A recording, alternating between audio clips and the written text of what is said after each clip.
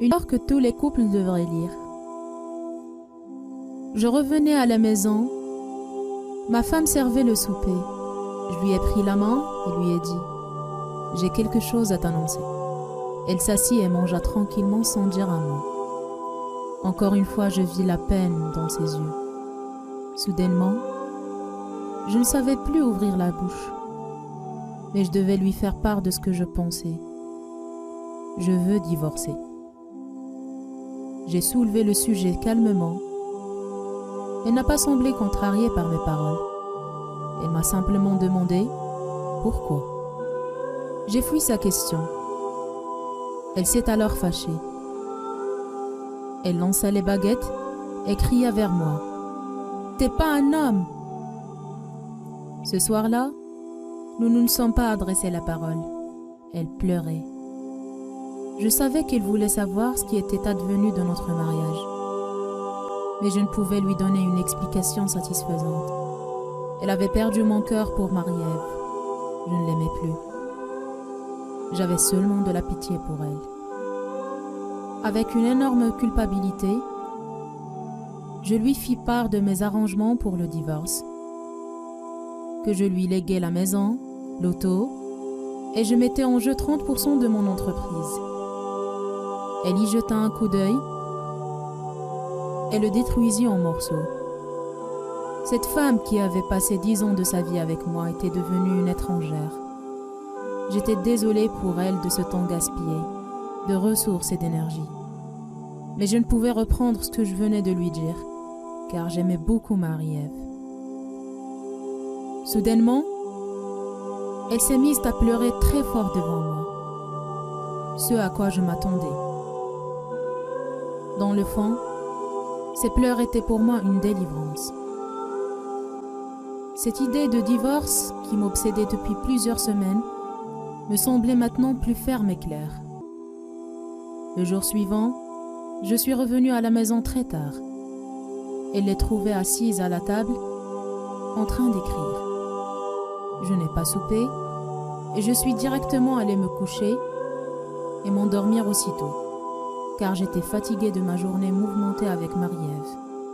Lorsque je me suis réveillée, elle était toujours assise à la table à écrire.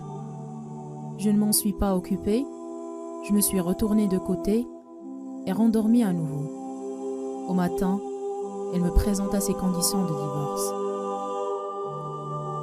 Elle ne voulait rien de moi, mais avait besoin d'un mois d'avis avant le divorce. Sa requête était que, durant ce mois, nous devions tous deux se battre pour vivre une vie aussi normale que possible. Sa raison était simple. Notre fils devait passer un examen à la fin de ce mois-là et ne voulait en aucun cas le déranger avec un mariage brisé. C'était parfait pour moi. Mais elle ajoutait autre chose. Elle me demanda de lui rappeler comment je l'avais transporté dans notre chambre nuptiale le jour de notre mariage.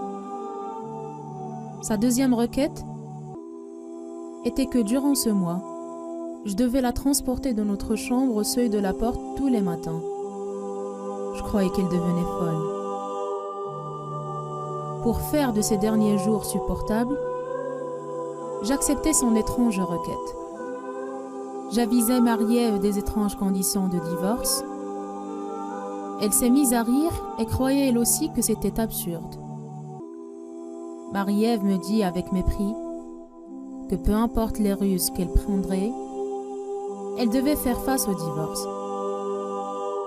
Ma femme et moi n'avions plus aucun contact physique depuis que j'avais pris la décision de divorcer. Alors quand j'ai dû la sortir de la chambre le premier jour, nous étions tous les deux maladroits. Notre fils applaudissait derrière nous. « Papa porte maman dans ses bras !» Ces mots m'apportaient de la peine. De la chambre au salon, ensuite à la porte.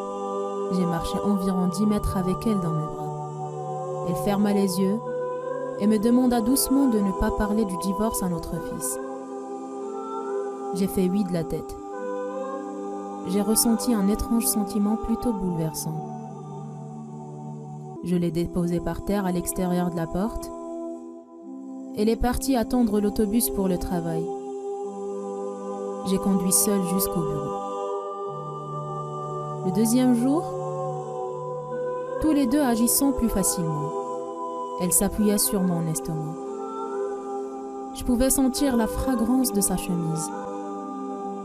Je réalisais que je n'avais pas regardé cette femme attentivement depuis un bon bout de temps. Je réalisais qu'elle n'était plus jeune. Il y avait des rides sur son visage, ses cheveux grisonnés.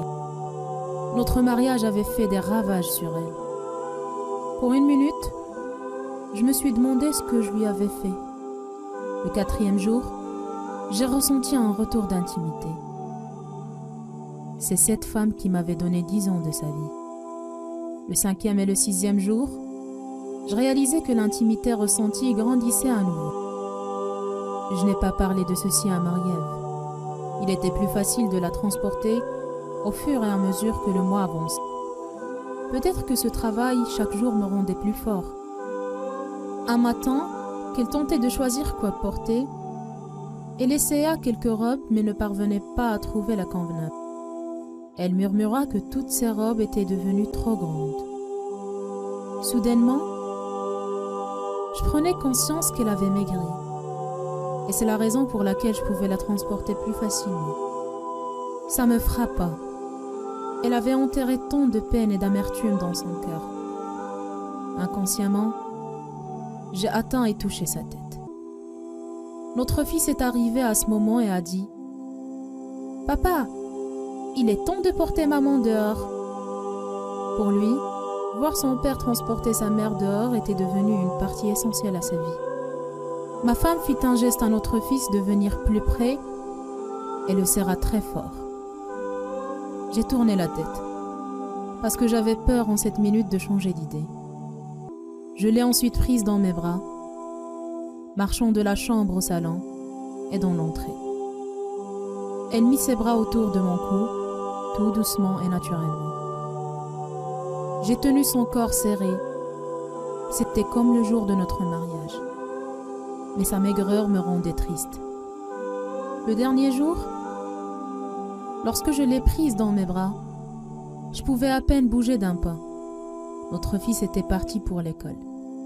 Je la tenais fermement et lui dis « Je n'avais pas remarqué que notre vie avait manqué d'intimité. » Je conduisis jusqu'au bureau. Rapidement, je sautai hors du véhicule, sans barrer les portes. J'avais peur qu'un seul délai puisse me faire changer d'idée. Je montai les marches. Marie-Ève ouvrit la porte et je lui dis « Désolée Marie-Ève, je ne souhaite plus divorcer maintenant. » Elle me regarda sidérée et me toucha le front. « Fais-tu de la fièvre ?» Je retirai sa main de mon front. « Désolée Marie-Ève, mais je ne divorce pas. » Ma vie de mariage était probablement devenue ennuyeuse parce que ni elle ni moi n'avions évalué les détails de nos vies, mais non parce que notre amour était mort. Maintenant, je réalise que depuis le jour où je l'ai transportée dans notre demeure, le jour de notre mariage, c'était mon devoir de la soutenir jusqu'à ce que la mort nous sépare. Marie-Ève semblait soudainement comprendre. Elle me gifla violemment et claqua la porte, puis éclata en sanglots. Je redescendis l'escalier et je suis partie. En route, j'arrêtai chez un fleuriste. J'ai commandé un bouquet de fleurs pour mon épouse. La vendeuse me demandait ce qu'elle devait écrire sur la carte. Je souris et écrivis « Je te porterai dehors tous les matins, jusqu'à ce que la mort nous sépare. » Cet après-midi-là, j'arrivai à la maison, fleur à la main, sourire aux lèvres. Je montai les marches à la course pour retrouver ma femme seule dans son lit, morte. Ma femme se battait contre un cancer depuis des mois. Mais j'étais tellement préoccupée avec Marie-Ève que je ne m'en suis jamais aperçue. Elle savait qu'elle allait mourir sous peu. Elle voulait me préserver, peu importe les réactions négatives de notre fils, au cas où nous aurions divorcé. Au moins, aux yeux de mon fils, Je suis un mari aimant. Les plus petits détails de votre vie sont ce qui compte vraiment dans une relation. Ce n'est pas la maison, l'auto, la propriété, l'argent en banque. Ceci crée un environnement favorable pour la joie, mais ne peut donner la joie à soi-même. Alors, trouvez du temps pour être l'ami de votre époux ou épouse et faites ces petites choses l'un pour l'autre qui créent l'intimité. Réglez vos problèmes, communiquez et soyez heureux.